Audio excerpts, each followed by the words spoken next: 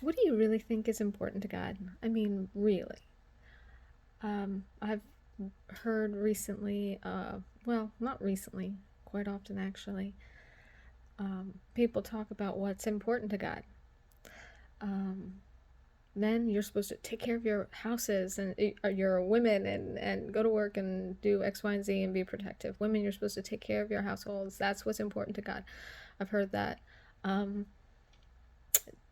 and then I've seen with my own eyes people put so much emphasis on the fruit of the spirit, which is also important. This is very important to have fruit, and I think God cares about that. But I want to point this out to people because I think you're kind of missing the point when you focus on these things. Yeshua, he tells us what God really cares about. He tells us in Luke 10:20. Let me just pull this down here.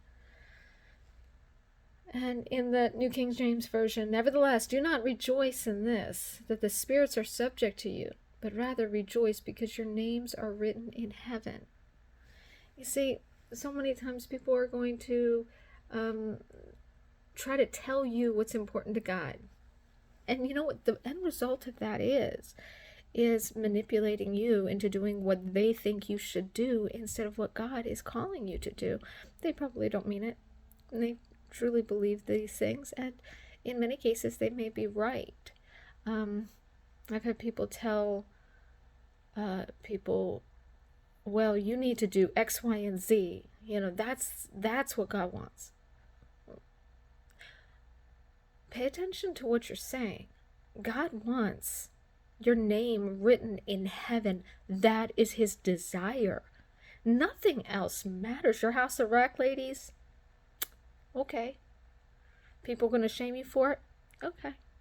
But do your children know God? Do you see? Did your neighbor who needed help come to see the Lord? Or what about when someone is saying, well, God wants you to be healed. You're gonna be healed. Really?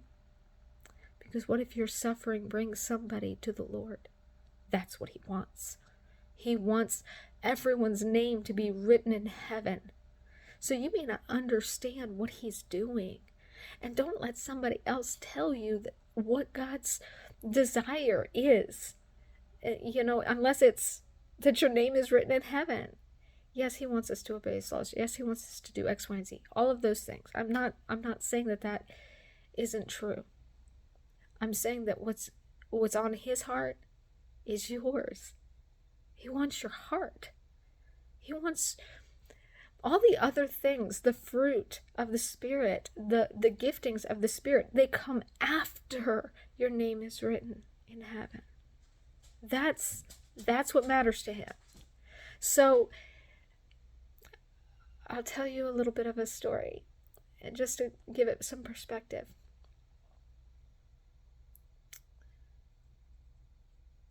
Some people could have said to my father, you need to control your daughter. I was very unwell. And he did to some degree, but he knew what I needed, and he gave me that. And if it wasn't for him and my mother, who also saw what was really needed and gave me that, I don't know. I don't know if I would have. I just don't know. But God used them. And if they would have wanted to look like the world expected them to, I may not be having this conversation with you right now. See, sometimes you have to think about the weightier matter, the true desire of the Lord, and be more focused on that than appearances. That's really it. That's what I wanted to say. And don't get wrapped up in the results of salvation, because that is what we should be rejoicing in. That is what the angels rejoice in. That is what the Lord rejoices and throws a party for his prodigals. It doesn't matter. It doesn't matter anything else. The sinner on the cross next to Yeshua, that he had no time to produce any fruit. But I am sure that all of heaven rejoiced that he was saved.